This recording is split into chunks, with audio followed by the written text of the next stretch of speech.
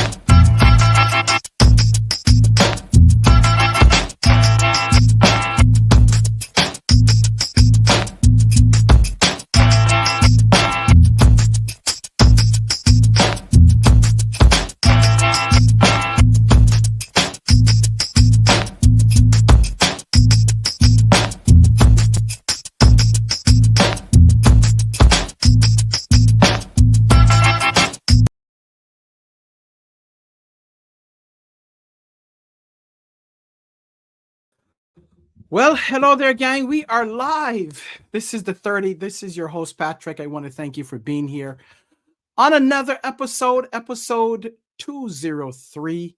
If this is your first time, give us a like. If you're watching us from YouTube, certainly like this episode and subscribe to our channel. We will greatly appreciate it. If you're watching us from LinkedIn, give us a like and also repost this episode. Today, we have the doctor in the house, and she's going to bring us some DEI medicine, and we're going to talk about her journey.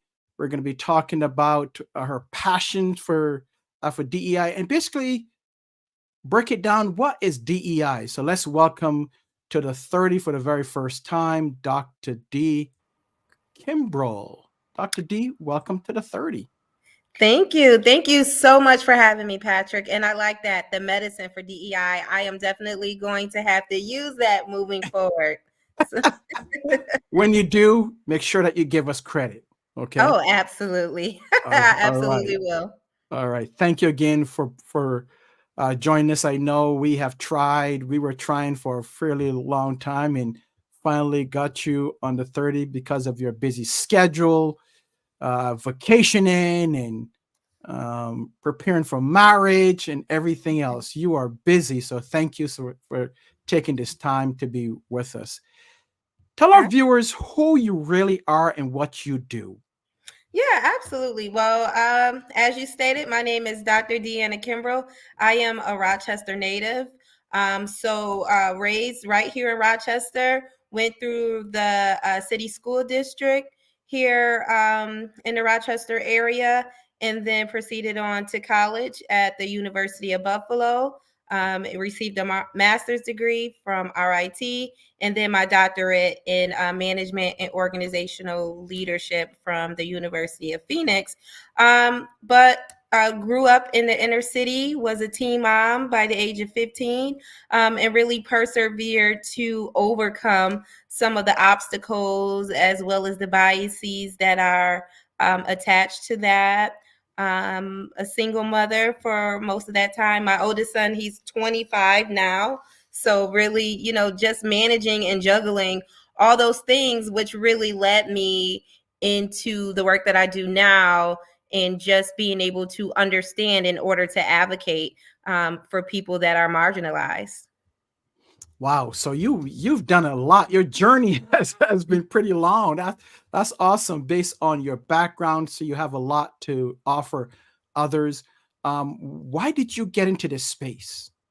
Yeah. And I think over time, having those aha moments, I would say more recently, growing up as a single mom and a young mother, getting into the workforce and not really finding that alignment, that fit, understanding the impact of marginalization, but not having the words to advocate and communicate and really understand what was going on. And when we think about 15 or more years ago, we really did not have the language. We weren't in a space now where we could talk about these things, and school didn't give us the language or the information.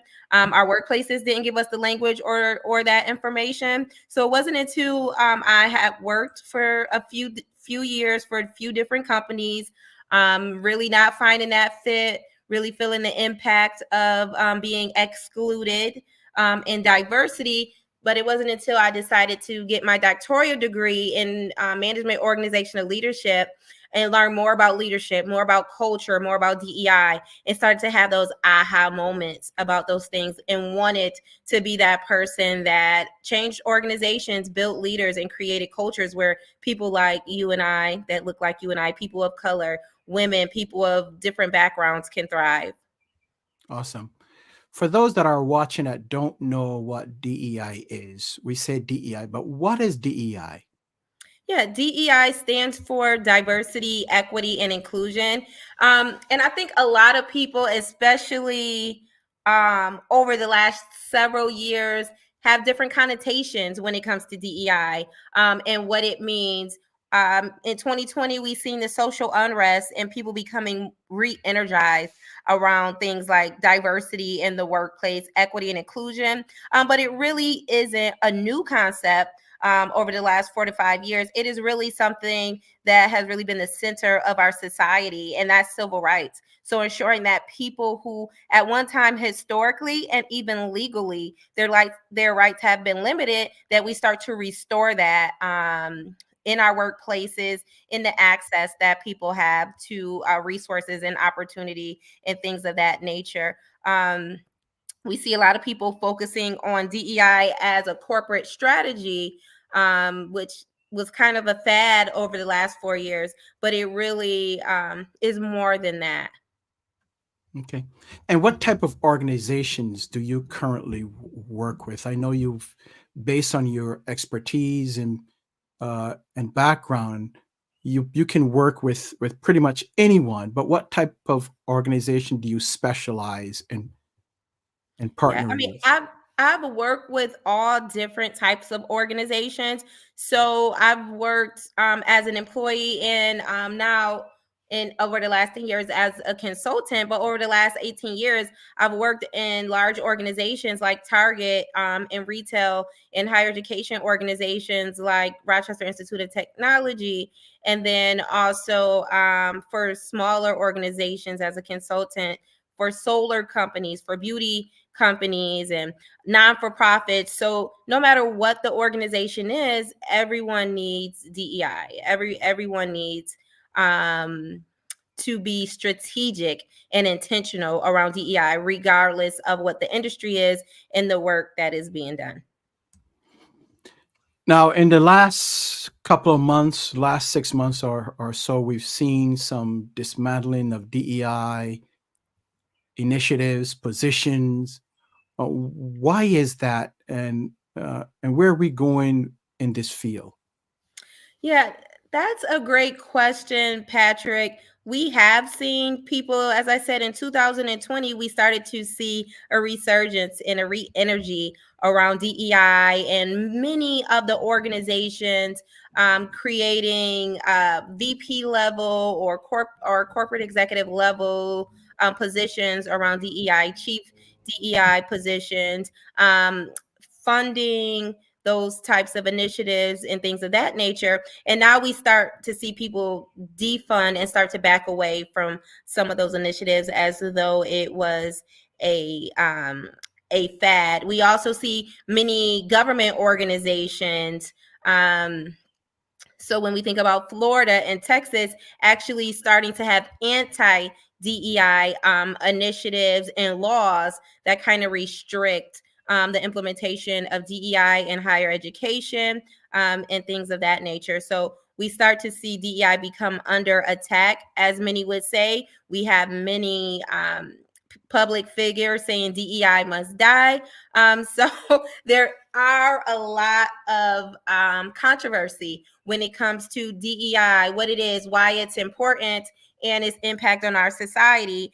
And I think a lot of people, when they are thinking about DEI, they're not thinking about the aspect of human rights that can never die, that can never be something that we give up on or something that we stop doing. So there's a lot of DEI professionals that have been displaced over the last few months, over the last year, or what have you. But it is a fight that we must continue on that journey to continue to fight for everyone to have equal rights, equal opportunity, and really be a part of that group when they say justice for all. Great, great. So let's say someone would like to get into this space. What are some of the things that are needed to move into a DEI space, whether it's working for an organization or a consultant like yourself? What is exactly needed to move there? I think that is a great question, and it all depends on what it is or what your skills and your background is in order to be effective. So when we think about getting into the DEI work, there's several different things that people can do. We have DEI advocates that are advocating for human and civil rights.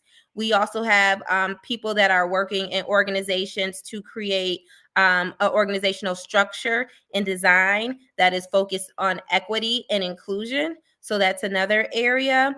And then education is a big part as well in DEI. It's important for me as I would say a comprehensive DEI professional that I'm able to bring all of those things together in one. But I think it's very important for a professional to know what their strengths are and what their interests are, because I know a lot of people that are very interested in advocating for DEI, but not so much the structure and the strategy that goes into implementing change, ensuring equity in processes and systems. So it really is important for that professional to understand what their strengths are, what they want to do, and then making sure they're going after those opportunities.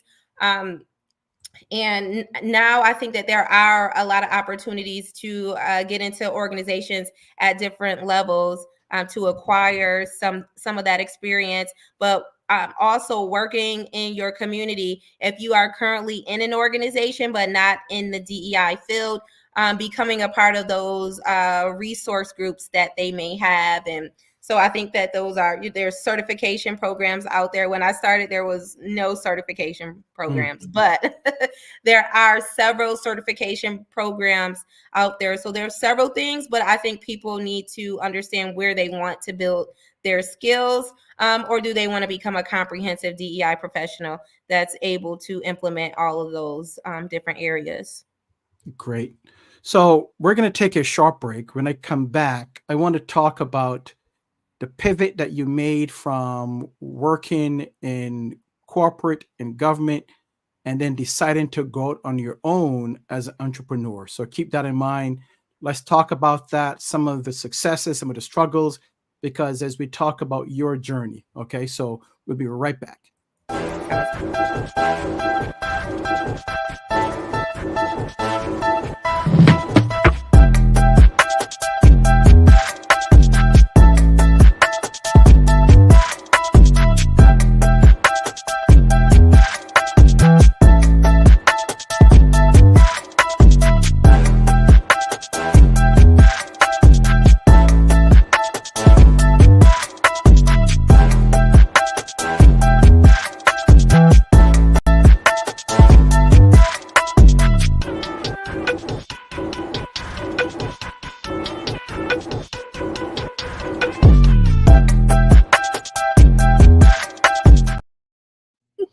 Want to thank you for joining episode 203 of the 30. Of course, the 30 is a production of the Jackman Group LLC. And of course, we got to give it a plug, right? So I'm talking with Dr. Kimbrel. If you want to ask her a question, just go ahead or just say hi. I'm sure she would welcome it. Go ahead and drop that in the chat. So we have a comment here from Erica Talk Virtual. You can create your own certification, doctor. Yes, absolutely. I like that. I like that idea. And hi to Alfreda, one of Yeah. my good social media friends. Oh, you know Alfreda too, huh? Yeah, yeah. That's great. Yeah, Alfreda she's a frequent, um, not guest, but a viewer and listener of the 30. She's been with us for a long time. So Nice. shout out to Alfreda, shout out to Erica, and those that are viewing but didn't make a comment. So shout out to all of our viewers and listeners. So as I said, we're going to pivot now and talk about your journey as it continues. From working in corporate, I know you were the director, I guess, of diversity or DEI at the county. At the So county. Yep, that's Chief Diversity Officer for the Monroe County. okay. Yep. All right. So I would say my journey into DEI has definitely been a winding road. Um, and a lot of it was based on the experiences that I had, and wanting to be that advocate again when just having those moments of feeling the impact of a lack of DEI, and then actually taking myself out of the workforce maybe over 15 or so years ago, and working as an entrepreneur in the retail space, and then getting my doctorate degree, and really felt like I needed to have more credentials. And that's definitely a symptom of a lack of inclusion, is um, not feeling as though you have enough knowledge, you have enough experience. So continuously chasing that in order to, acquire that access to opportunity, that we fight for through DEI. So, working several jobs, not really being able to acquire that, having those aha moments, and then starting to work in that space, and working for organizations like Paychecks, and working for organizations like RIT, which led me to the work that I did at Monroe County. Mm, And they're kind of transitioning out of the corporate space. Over the last 10 years, I've been doing consulting on the side. For the last 2 years, I've decided to focus on consulting full time. Now, the transition from corporate to government was a natural transition. Working in those different industries are very different, but one thing that I do like, or did like, about government role is that it does allow you to implement local law. So when you are able to implement laws and change laws, and those different things, then you're able to implement something that is sustainable, and not only for a group of people, but a community. So those mhm. were some of the things that I was able to do at Monroe County, and build that office from the ground up. That was the first time when I stepped into that office in 2021. I want to say, I may be wrong on the dates, don't quote me. But whenever that was, I stepped into the office through a local law that was set forth through our Monroe County legislator, stating that there must be a chief diversity officer in Monroe County. So I stepped into that role, and I needed to build a team, because it said in that office we need to focus on equal employment opportunity investigations and resolutions. Mm, So we had to hire somebody to do that. We also focused on all of the American with Disability claims, and resolving those as well, and had to hire someone to come in and do that. We also implemented what was new to the county, was language access. So ensuring that all people that worked in the county and people that were being serviced by the county, so our community, over 700 and what have you individuals, had access readily available to them for language services. So that was something new and had to implement. And also restructuring and implementing the MWBE certification program as well, and I brought someone on to do that, in addition to all of the education, communication, and structural changes for the county around DEI. One of the main structural changes that I was able to implement was the diversity action plan. And that was something that was implemented in a part of that local law as well, ensuring that all departments, there's roughly over 20 different departments in Monroe County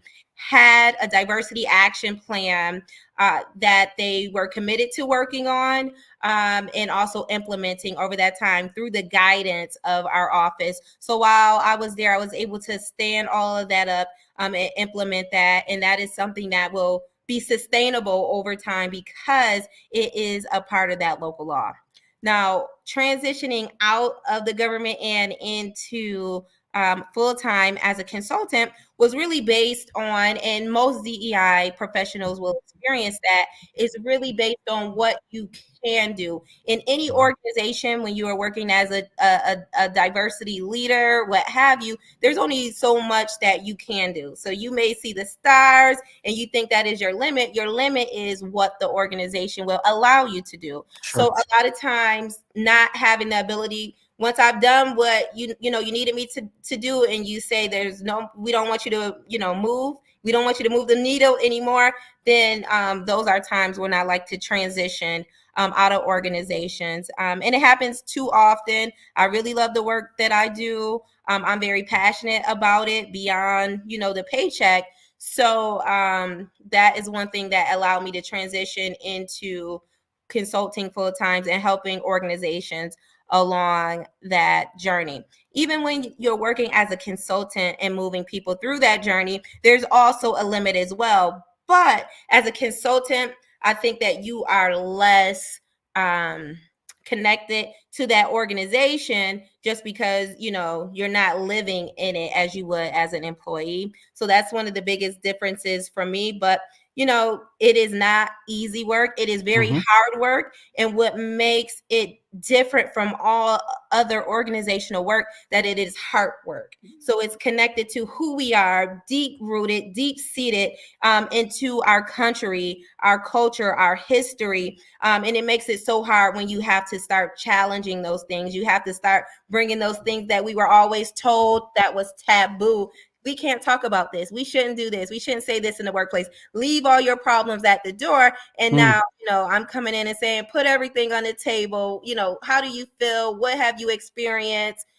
So it is a really hard job. Either way you go, it doesn't get easier, but it just is important for that DEI professional to understand that there are limitations in however you decide to go about that work that must be negotiated, whether it's with your client, whether that's with your employer, or what have you.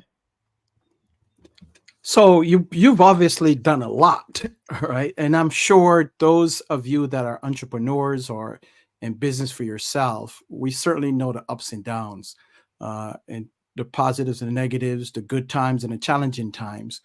What are some of those times for you?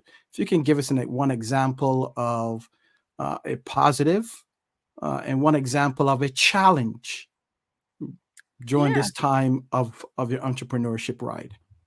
Yeah, absolutely. I think that I've been an entrepreneur for over 15 years, from delivering products to delivering service. I like delivering services much more better than products.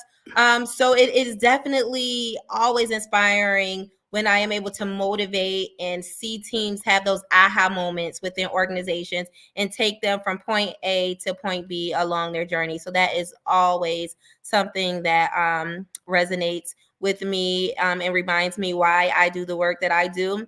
Of course, in DEI, one of the downfalls is really the attack that we talked about, because Mhm. that becomes less and less people start to invest in DEI. They don't find the importance, or they're trying to shove it in a corner again, or they aren't they don't have that level of urgency or importance that we once saw over the last 4 years. So those are some of the downfalls and some of the most frustrating things in the work. Where do you go next? As what's your next move in the DEI space? Would you continue working as a consultant, or do you see yourself going back into corporate or government space? Well, I would say yes. I do see myself continuing to consult. However, I would be open to the right opportunity. Over the last several years, it really gave me more insights into what is right and what is not right for me as a professional. So having those conversations with organizations and ensuring that my goals are aligned with any organization I decide to align myself with is very, very important to me. So if I don't find that, I'm completely fine with continuing to be a consultant. So it is definitely open for me with the right opportunities. So, hiring managers, organizations, if you are looking for top-notch DEI diversity person, here it is. Here she is. All right. But it has to come, of course, with the right price. Yes. And First and foremost. uh, because sometimes, as you know, whether we go into whether it's a business, whether it's employment, there's always that urge to try to undercut our worth, right? Absolutely. Yeah, yeah. Absolutely. Yeah. So, what are some? I'm going to ask you a couple more questions here before we wrap up. What would you tell with everything that you've done, everything that you've learned, if you had an opportunity to tell a 20-year-old Dr. D, what would you tell them? Yeah, I mean 20 years. Oh wow. I I would definitely let myself know that being true to yourself is always the best solution. Authenticity is key, and in the end, what is meant for you will be for you, and it's all going to work out. Awesome. Good, good, good, good. If someone wants to get a hold of you, whether an employer for employment or consulting, how do they get a hold of you, Dr. D? Yeah, absolutely. So I am on LinkedIn, Dr. D Kimbrel. So that is definitely one place. And also my website, kimbrelconsultingco.com. So those are some of the main places to reach me and connect with me. Great. Now I know you have a big event coming up soon. Yeah. Let's pivot now from the business side and talk about the personal side. Let's Yeah. talk about the big event that's coming up, and congratulations. Thank you so much. Yes, in October, I will be marrying the love of my life, Peter Hopkins. So, very excited about that. Right now, we have several events that are leading up to that, including our engagement party in the next 2 weeks, and bachelorette parties, and bridal showers, and rehearsal dinners, leading all up to that big day. So, the next little less than 5 months is going to be a whirlwind, but we're having an amazing time planning the wedding and merging our families. All right.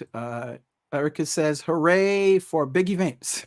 Thank you. Thank you so much. Someone don't have a name, LinkedIn user. Thank you for sharing your journey, Dr. D. Absolutely. Thank you. All right. Any last words? So, any last words for our let's see here. Where do we go? Yep. Any last word for our viewers and listeners?